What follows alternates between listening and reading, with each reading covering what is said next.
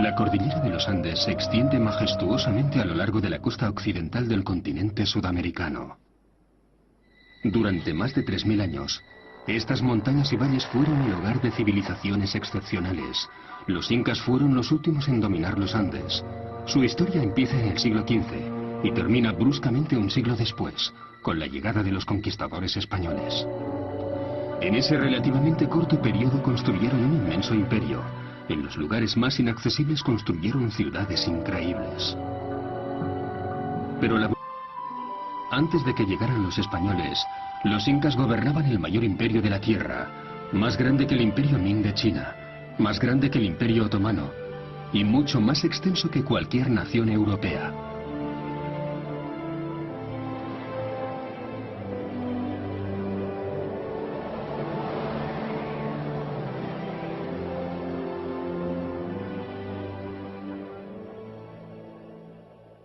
El territorio inca cubría 32 grados de latitud, como si un solo poder gobernara entre San Petersburgo y El Cairo.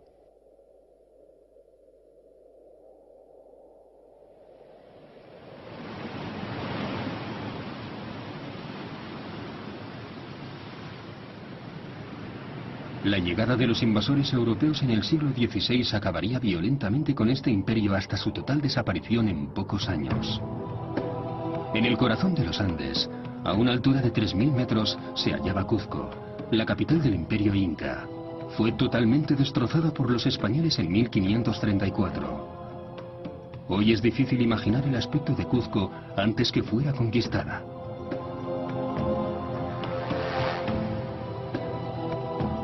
En el centro de la ciudad, en el mismo lugar en el que estaba el Imperio del Sol de los incas, los españoles construyeron una catedral. Cuzco empezó a parecer una ciudad europea.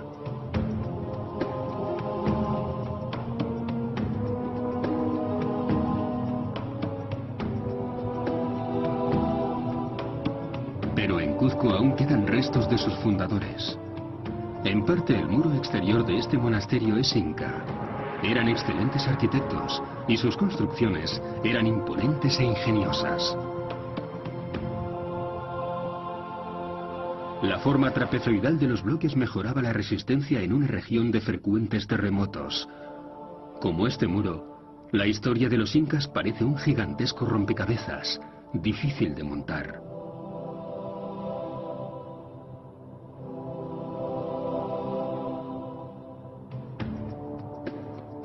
La invasión y la colonización de los españoles llevaron a la desaparición de la sociedad inca.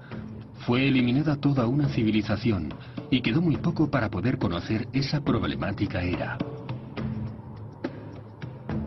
El sitio está a una altitud de 2430 metros, al abrigo de un macizo rocoso. Machu Picchu es la prueba tangible de la existencia de una civilización inteligente que dominaba los Andes. Machu Picchu no era una ciudad residencial, pero su estructura y sus edificios son típicos de la arquitectura inca. Hay una plaza de ceremonias, templos y fuentes. Los edificios están alineados a lo largo de terrazas estrechas o reunidas alrededor de un patio. La ciudad muestra en cada detalle la maestría del pueblo que la construyó.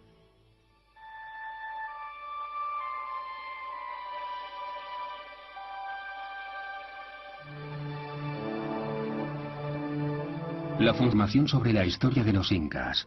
La mayoría de los testimonios que tenemos proceden de los conquistadores y los misioneros españoles.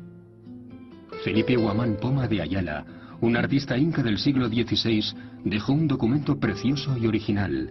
Contiene ilustraciones y crónicas que proporcionan una amplia visión de la sociedad inca.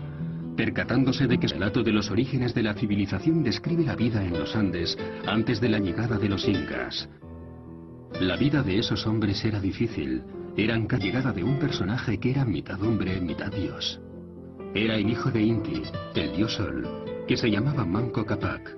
Se llamó a sí mismo Inca e iluminó su mundo con la civilización. Puso a trabajar a los hombres y construyó ciudades, y les enseñó a cultivar la tierra. Bajo su mando su mundo prosperó. Su esposa, Mama Oclo, enseñó a las mujeres a tejer. Este era el mundo de los incas, donde el mismo nombre designaba al rey y a su pueblo. Sojuzgaban a los pueblos. Tenían una costumbre muy particular. Llevaban regalos, mujeres y presentes muy valiosos que entregaban a los jefes de las tribus que conquistaban, y a cambio los jefes sumisos tenían que dar al Inca un tributo y trabajar para él. Organizar la vida a tan gran escala en una zona de tierra cruzada por las montañas más altas del mundo no era empresa fácil.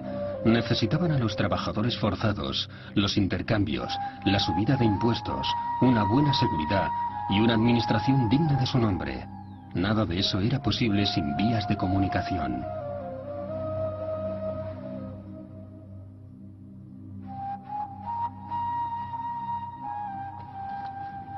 La cordillera de los Andes forma un gran macizo que contiene innumerables mesetas y profundas y abruptas gargantas.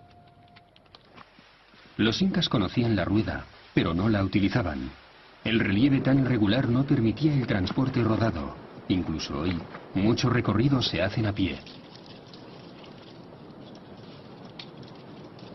Pero los incas esculpieron estas montañas. Crearon para los viajeros una increíble red de senderos y caminos, y construyeron puentes colgantes suspendidos entre el cielo y la tierra. Muchas de esas carreteras ya no están en uso.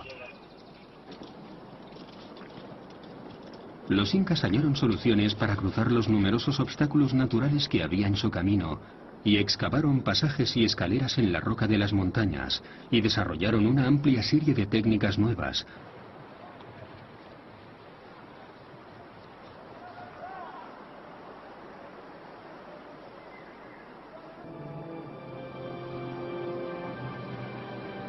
Gracias a los caminos y a los puentes, los incas construyeron una red de comunicaciones que unía las diferentes comunidades, lenguas y culturas.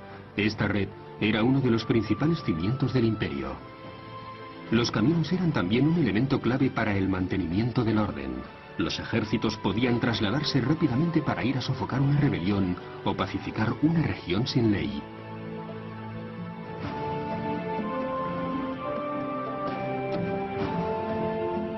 También eran las venas y las arterias de un sistema económico donde todos los productos esenciales que se producían eran transportados a las aldeas y las ciudades. Los lugares más remotos del imperio estaban comunicados con la capital por una inmensa red de 40.000 kilómetros de caminos, con 8 rutas principales.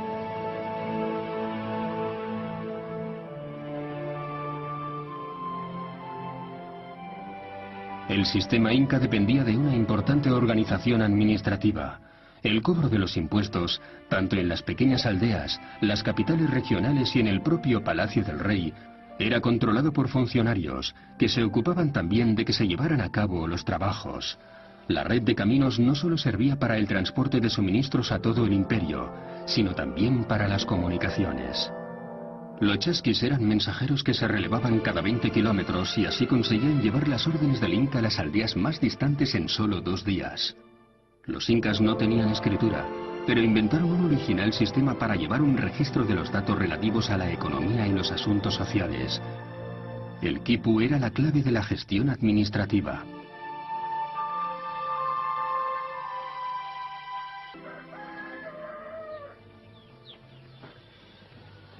Hoy en estas regiones montañosas aisladas, los descendientes de los incas viven en condiciones muy duras, subsisten gracias a la agricultura y son totalmente autosuficientes. Pero ¿cómo vivían durante la era dorada de los incas? Excepcional. Los incas producían sal para parte del imperio. Hallaron un fenómeno geográfico inusual, un manantial de agua salada. El agua se evapora pasando por una sucesión de terrazas y queda la sal, que es muy escasa en las montañas. De Mara salían caminos en todas direcciones y se suministraba a varias regiones. El lugar disfrutó de una especial importancia que ahora ha perdido.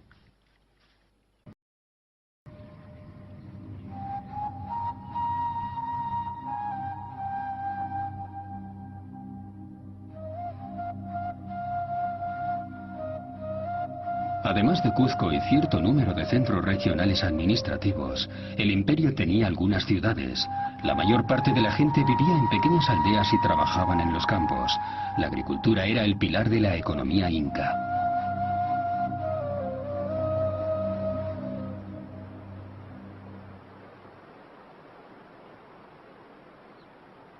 Entre la capital, Cuzco y Machu Picchu, hay terrazas construidas en las laderas, a cientos de metros de altura. Los campesinos incas se enfrentaban al terreno irregular de la montaña, con pocas áreas llanas, y para aumentar las zonas cultivables excavaban terrazas en las faldas. Con un monumental esfuerzo construían muros de piedra, conteniendo así la tierra, y dando a las montañas la apariencia de una alta y amplia escalinata. Los campesinos de los Andes siguen viviendo al ritmo de sus labores agrícolas. Algunas plantas, como el maíz, requieren un clima cálido y húmedo, pero otros, como las patatas, prosperan en las alturas. Los campesinos saben explotar las diferencias climáticas entre los valles y las cimas para cultivar especies que normalmente no se encuentran en la misma región.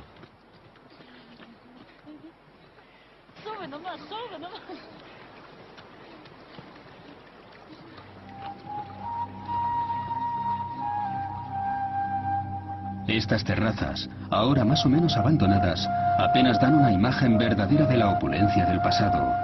Se calcula que el Perú actual apenas puede igualar lo que producía el imperio inca hace varios siglos.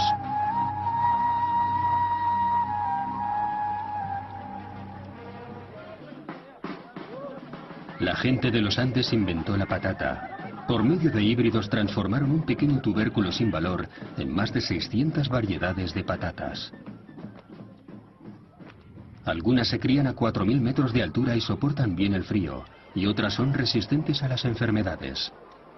Las patatas se adaptan a todas las situaciones, y junto con el maíz es la dieta principal en los Andes.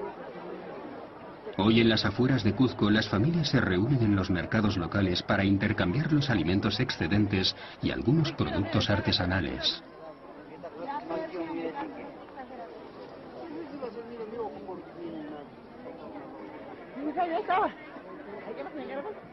En la época del imperio también existían estos pequeños mercados, aunque la mayor parte de las permutas tenía lugar en otros lugares.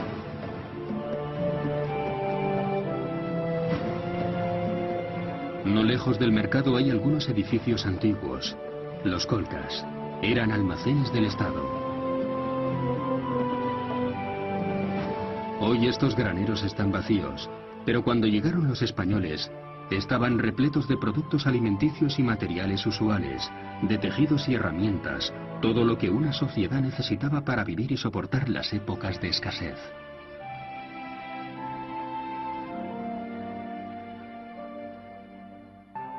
Los impuestos, en forma de comestibles, llegaban de todo el imperio y se guardaban en los colcas.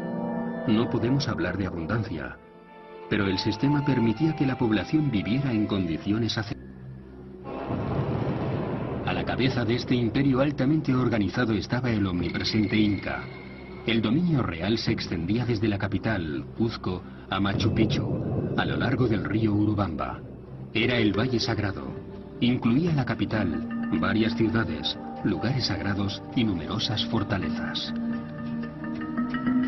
En este reino no vuelan los pájaros y no se mueven las hojas si no es por mi deseo. Esta frase, pronunciada por Atahualpa, el 13º Inca, resume el enorme poder que ostentaban los emperadores. Desde Pachacuti al frente del Estado siempre había un soberano con poder absoluto y derechos divinos. Era el intermediario supremo entre el mundo de los hombres y el de los dioses. Además de sus funciones políticas y económicas, también era la autoridad religiosa, la base de su poder.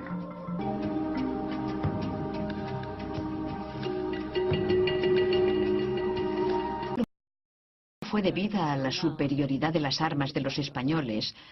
No fue la única razón, sino el resultado de luchas internas que también explican esa caída.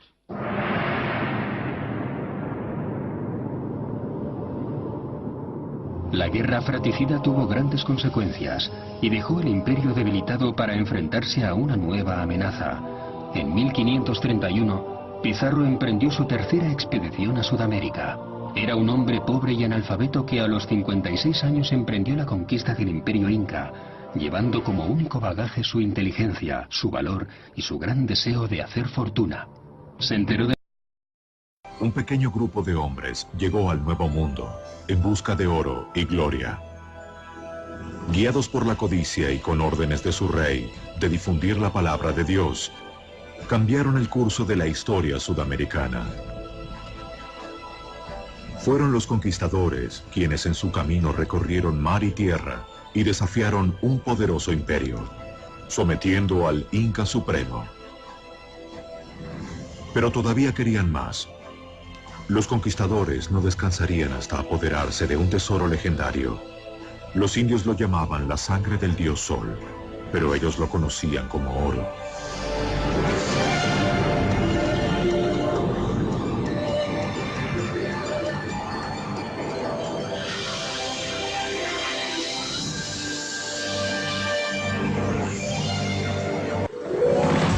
En 1532, un grupo desesperado de conquistadores españoles zarpó hacia tierras desconocidas de América del Sur.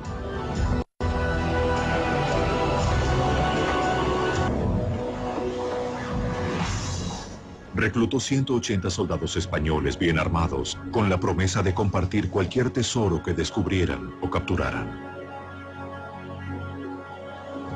Zarparon desde la ciudad de Panamá y desembarcaron cerca de Tumbes. Los españoles llegaron a lo que hoy es el noroeste de Perú. Para obtener el permiso de realizar esa expedición, prometieron dar la mayor parte de lo que descubrieran a su rey Carlos V. Sin que los españoles lo supieran, el Inca observaba cada uno de sus movimientos. Sus mensajeros avanzaban en postas sin detenerse, llevando noticias de los invasores. Ellos utilizaban una extensa red de caminos en los Andes de 1.600 kilómetros hacia Cusco. Durante el viaje, el calor y el hambre hicieron mella entre los españoles. Uno escribió: "El sol arde directamente sobre nuestros hombres, que están por desvanecerse de cansancio. No se ve más que arena y montañas abrasadas". 700 años antes de los incas, gobernaba aquí el reino de los Mocha o Mochica. Para los Mochica, el oro era sagrado. Los orfebres utilizaban cerbatanas para calentar pequeños hornos, puliendo y modelando el metal como una forma de ritual religioso o servicio divino. Ellos creían que el oro era la sangre del dios Sol.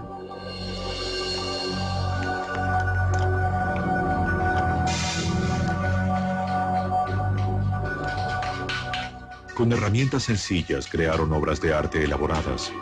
Decoraban los templos del rey Sol y las tumbas de los nobles. Solo el rey tenía permitido vestir adornos de oro como prueba de su posición divina.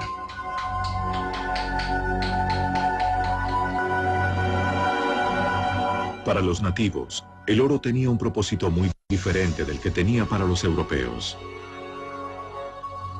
Era, si se quiere, un metal que estaba vinculado a lo sagrado, a lo religioso, pero no necesariamente a lo mercantil, a lo económico. Al igual que los Mochica, los incas creían que un día su dios de la creación regresaría. Un dios de piel blanca y con barba vendría de la tierra del sol naciente. Era un ser muy parecido a Francisco Pizarro. Las cámaras funerarias mochicas de Zipán contienen más riquezas en oro y plata que cualquier otro lugar del Nuevo Mundo. Actualmente los arqueólogos desentierran lo que los conquistadores pasaron por alto, e incluso ahora los tesoros deben ser vigilados cuidadosamente. Para evitar saqueos, la policía patrulla los lugares de excavación. A principios de 1987, unos saqueadores de tumbas lograron hacer un túnel hacia una de las tumbas y se llevaron 11 bolsas de tesoros. Unos arqueólogos llegaron semanas más tarde y aseguraron el lugar. Incluso después del saqueo, la tumba contenía asombrosos tesoros artísticos. Estos eran los lugares de inhumación de los señores de Zipán, los gobernantes mochicas que se adornaban con la sangre de su dios Sol. Todo lo que hallaron los conquistadores fueron ruinas, donde procuraron refugio por la noche. En su búsqueda de oro, viajaron durante meses y se hallaban a miles de kilómetros de distancia de su hogar. Entonces comenzaron a aflorar las dudas. Obtenían consuelo dedicando himnos y plegarias a la Virgen María.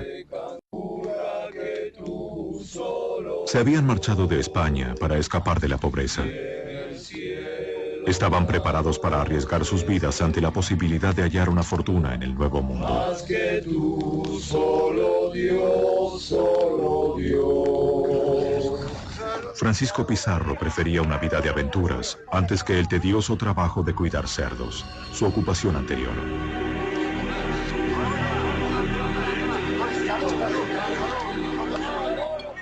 Buscaron comida durante la marcha y descubrieron una raíz que podían cocinar en las fogatas. Era la papa, una de las comidas básicas en América del Sur, desconocida en Europa hasta que los conquistadores y exploradores la introdujeron desde el Nuevo Mundo. Los hombres de Pizarro también tropezaron con otros tesoros. Ídolos de oro alimentaban su codicia. Ellos creían que esos dijes eran solo el comienzo. Sus esperanzas aumentaban soñando con el dorado. Los guías nativos prometieron llevarlos a través de los Andes hacia el reino de Atahualpa, en busca de más oro. Los indios tayanes de Tumbes y de Piura le habían dicho que los españoles eran dioses, el dios Huiracocha que venía. Y él en un principio lo creyó y creyó que venía a felicitarlo. Finalmente, tras haber recorrido 400 kilómetros, los españoles se aproximaron a la fortaleza inca de Cajamarca.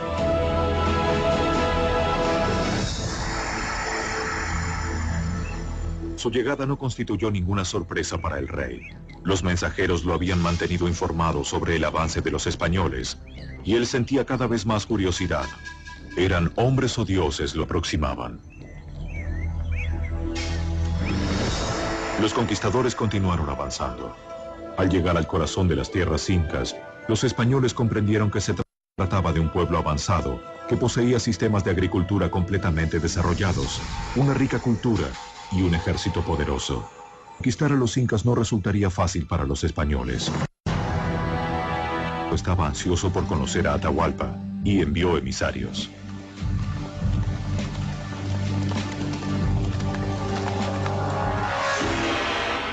Atahualpa y su corte recibieron a los españoles exhibiendo fría dignidad.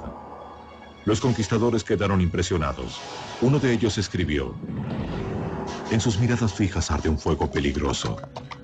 Los incas nunca antes habían visto caballos. Los españoles permanecieron sobre sus monturas para inspirar asombro y miedo. Atahualpa declaró que iría a Cajamarca al día siguiente para visitar a Pizarro.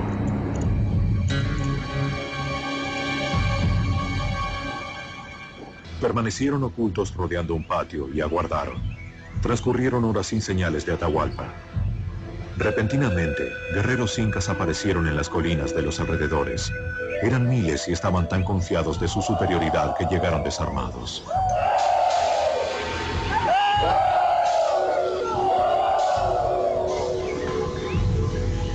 Los españoles se inquietaron, pero solo podían esperar.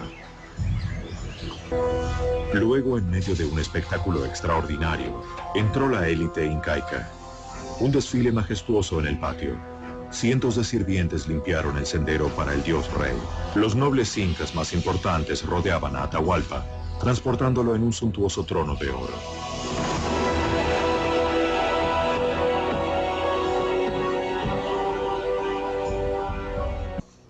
En Cajamarca, dos mundos completamente diferentes estaban a punto de enfrentarse.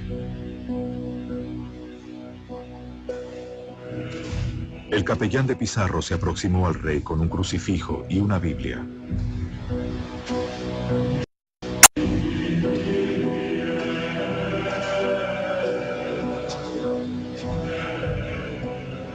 Exigió a Atahualpa que renunciara a sus creencias paganas y se sometiera al bautismo y a la corona española.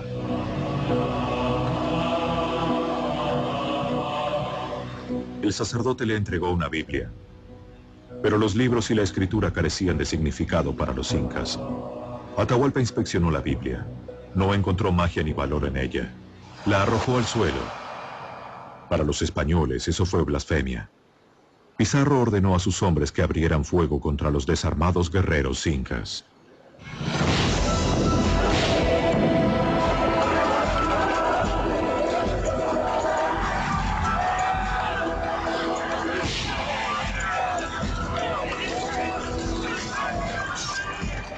soldado escribió: entonces nuestras tropas se precipitaron desde todas las entradas y se lanzaron dando alaridos sobre los indefensos indios.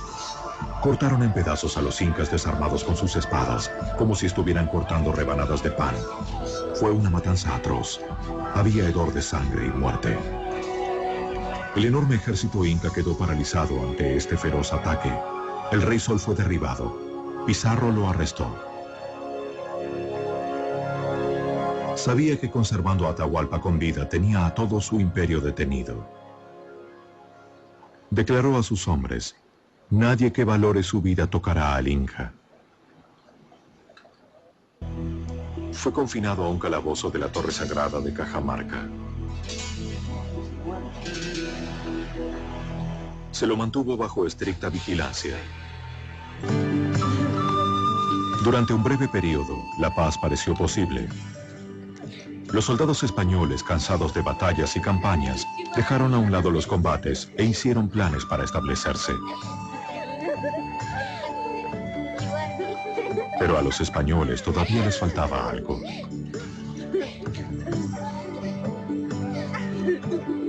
A pesar de su victoria, los conquistadores habían visto muy poco de lo que habían venido a buscar. El español, analfabeto, permitió que su rehén aprendiera a leer y escribir. Atahualpa se hallaba bajo control español, pero sentía que lo necesitaban. Sabía dónde habían escondido el oro los incas. Proporcionó indicios y les indicó pequeños escondites, pero los españoles querían más. Los españoles se adentraron más en los Andes, aprovechando los excelentes caminos incas. Cuanto más oro buscaban, más desesperados y salvajes se volvían. La tortura se convirtió en un método común para los conquistadores. La crueldad de los españoles quedó registrada por un artista indígena de la época. Sus dibujos son uno de los pocos relatos auténticos de las atrocidades. La codicia de oro y el deseo de convertir a los indígenas al cristianismo alcanzó un punto máximo de tortura y brutalidad. Gradualmente los indígenas se convirtieron y aceptaron la religión de los españoles, pero la interpretaron a su manera. El oro, que para los incas era sagrado, se moldea en finas hojas. Actualmente los artesanos revisten una estatua de María, Madre de Jesús, con el metal precioso. Lo hacen de manera muy similar a como los orfebres incas revestían a sus ídolos cientos de años atrás. Los elementos de ambas religiones se mezclan simbólicamente. Un príncipe inca con un crucifijo representa la fusión de las dos culturas. En realidad, hoy nosotros hemos juntado las dos tendencias y por eso es que yo hablo con la seguridad del mestizo. Yo tengo sangre española y tengo también sangre india. Actualmente la mezcla de las culturas indígena y española es evidentemente visible en Cusco.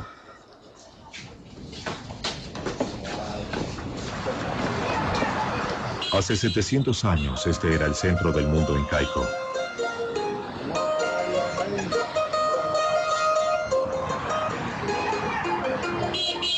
Los macizos muros de piedra de los palacios sostienen ahora iglesias católicas. Los trazos del pasado se funden con los del presente. El conquistador presionó a Atahualpa buscando respuestas sobre el oro incaico. El soberano intentó apaciguar a su captor, pues sabía que si revelaba todo ya no sería útil para los españoles. Finalmente amenazó con ejecutar a Atahualpa. El rey inca se había quedado sin opciones. Un sirviente tradujo su desesperada súplica. A cambio de su vida y su libertad, Atahualpa llenaría una habitación de 50 metros cuadrados con oro. Pizarro aceptó rápidamente.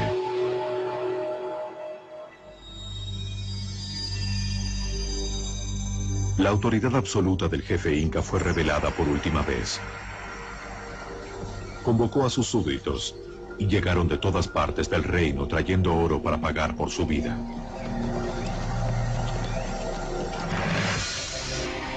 Una interminable sucesión de llamas transportó el tesoro hacia Cajamarca.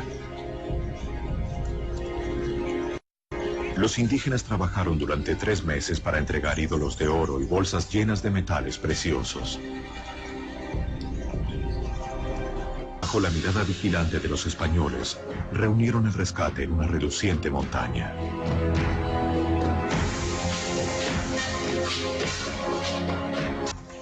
Solo la parte de Pizarro convertía al antiguo cuidador de cerdos en uno de los hombres más ricos de la tierra.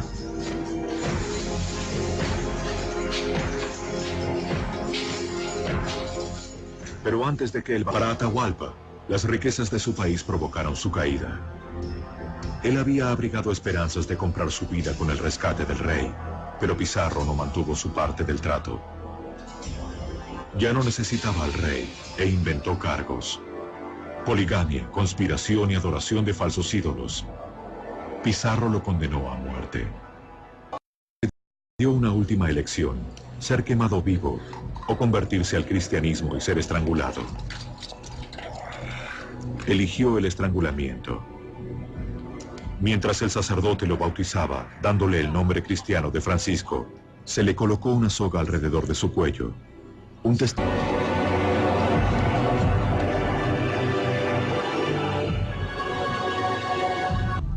Su jefe, Francisco Pizarro, ordenó que la mayoría del tesoro fuera fundido.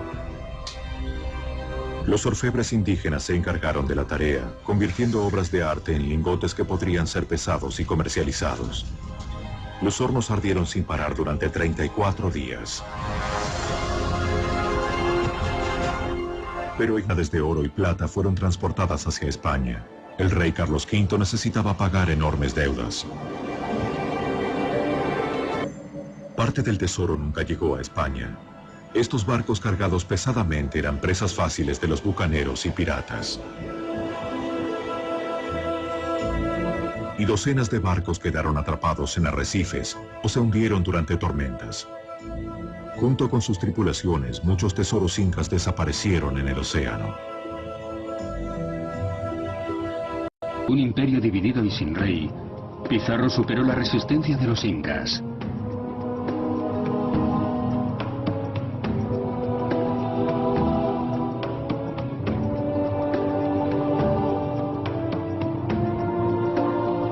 Los años siguientes a la conquista española fue trágica para los incas.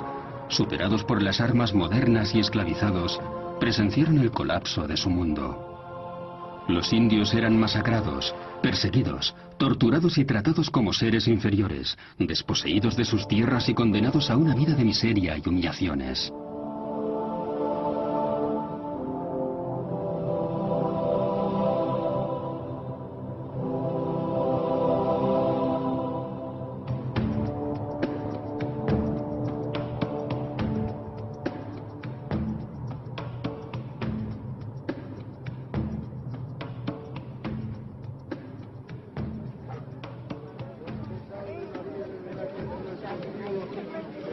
A principios del siglo XIX, los Andes se liberaron finalmente de la opresión de los españoles, dando lugar al nacimiento de varios estados independientes, incluyendo Bolivia y Perú, que heredaron una parte importante del antiguo imperio inca.